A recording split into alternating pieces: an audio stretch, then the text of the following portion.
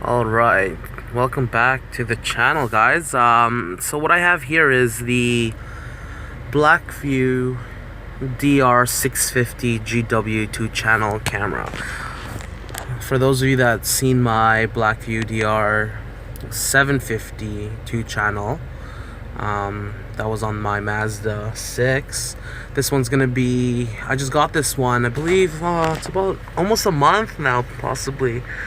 Yeah, almost about a month, and I got it as a gift from my brother for his car. He got a Mitsubishi Lancer Evo, so I wanted to, he liked the camera, and I decided to get him one. But this time I got him the 650. The reason for this is because the 750 is being discontinued. So our friends from blackboxmycar have been amazing. They've always been amazing. So ever since I got my Dr750, those guys really emphasize customer service, and they stand behind the products they sell.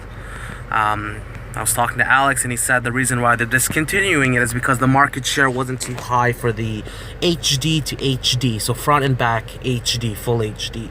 So the 650 is just a step down from the 750. It doesn't have the screen like the other, the 650 is just a step down from the 750. It doesn't have the screen like the one in the Mazda has, but I personally like the 650 better. The reason for this was because after a year for the 750, the screen's calibration became a little wonky. So when I try to hit Wi-Fi or like some other buttons at the bottom, it would literally just miscalculate, like mispress it, even though I clicked Wi-Fi. So that was a big issue with that one, probably because it's been exposed to heat and cold quite a lot. The 650 I have yet to see, but the reviews on it are great. So this is the box that it comes in right here. It's the cloud version. So I didn't know what the cloud was, but Alex and the Black Box team explained to me what the cloud was, which was pretty neat. So you can connect it to like a hotspot for all those who have hotspots or like share everything plans here in Canada. You can always hook it up, like get a hotspot and just put it in your car, and you can always watch the videos through the cloud, which is pretty neat. And they updated the app for this, which is way better than what they have for the others.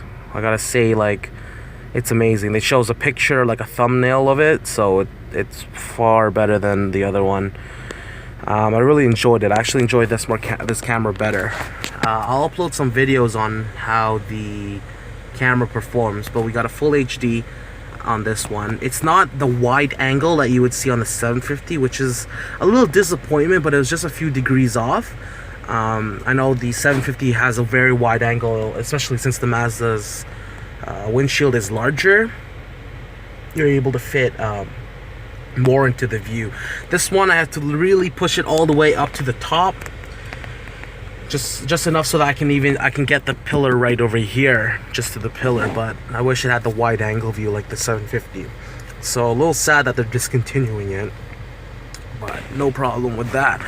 So if what I did was same usual thing, but instead of running the back wire, much cleaner than my other one. I know the Mazda 650, the 750 unit was really bad in terms of wiring because it's my first unit. But the wiring up here was just a tube because it has a built-in GPS. It's not lighting up at the moment, but right over here it would say recording, and then the blue would be for GPS. Anyways, instead of running it down on the right side of the vehicle, I ran both wires on the left side and fit them in and down through to the A pillar. And then for the power, I ran it down. I'm gonna open the door through the flaps here. As you can tell right there, you can see a bit of them sticking out. Let me just push that in there. There we go. Let's see. There. And then ran it down, and you can see the wire over there. So same setup as the Mazda. It is the Power Magic Pro, which comes with it, which is really neat. But I did a few different things. And then the other wire is running all the way to the back, and you can see that small unit right there. That is not full HD, it's just regular HD, so, but it's alright. It's not that bad. And my brother did get tints on this, so I don't know how that affects. I haven't really checked it out, but let's take a look. This is the most important thing if you guys want to install anything into an Evo. It's pretty harsh in terms of installations because the Mazda only took me a few hours to do, but this one took me a few days. The reason was because this is where the fuse box is. As you guys have seen my other video, the fuse box for the Mazda was right over here, which is very easily accessible. But for the Mitsubishi Evolutions, or the Lancers in general, the fuse box is all the way in there. I had to stick my hand all the way in there, all the way in the back there. It's a pain, it's a killer. I had to I really couldn't, I've lost a few fuses because they've dropped into the lower sectional over there and I can't reach it no longer. So I lost a few fuses because when I had to clamp them out, and I actually lost the clamp for the fuses as well, which is pretty funny. So I had to go buy a new one. But anyways, with the fuse box, it's a little dark. I don't know if I could get some light in there.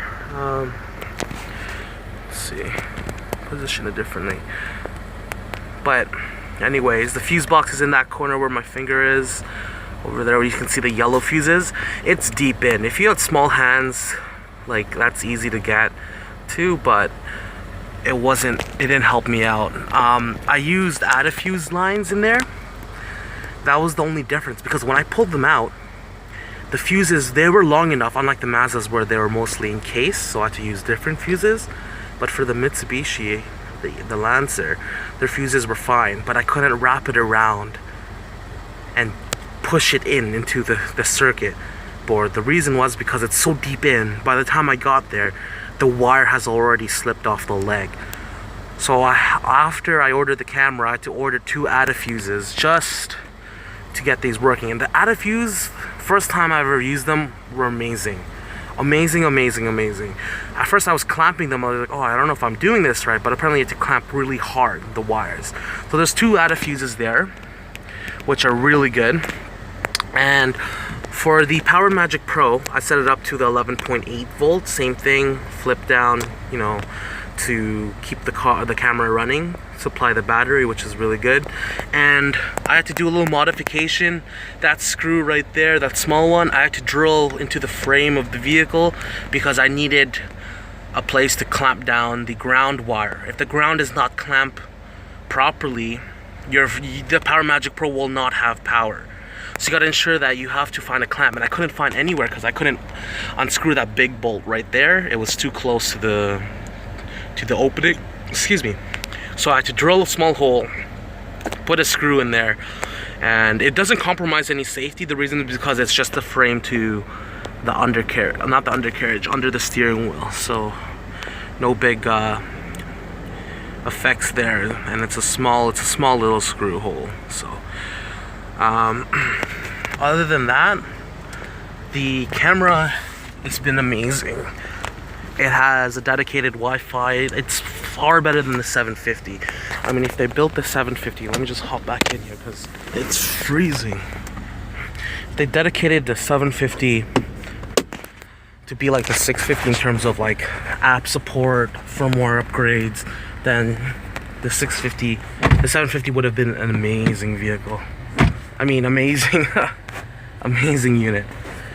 So I like the cylinder effect. The reason is because it hides, you can't really see it much.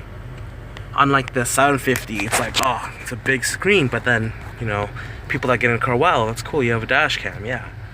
This one's more sleek, and I know there's a lot of things coming out, a lot of companies that are challenging Blackvue and all the past dash cams that have been really good, but I gotta say, Blackvue has never disappointed me. Blackboxmycar has never disappointed me. They have been amazing, and this unit they sent is good. Like, I asked specifically for the one with the box with the cloud on the front, and they sent me what I wanted. So really great product. I'm thinking of getting a hotspot to test out that hotspot thing. I've connected it to the Wi-Fi at home, but you know, I don't keep the camera running when the car is stored in the garage. The reason is because, you know, there's no need to. Why do I need to keep it running? So, but other than that, it's been good. Let me know if you guys have any questions, what you guys want to see about it.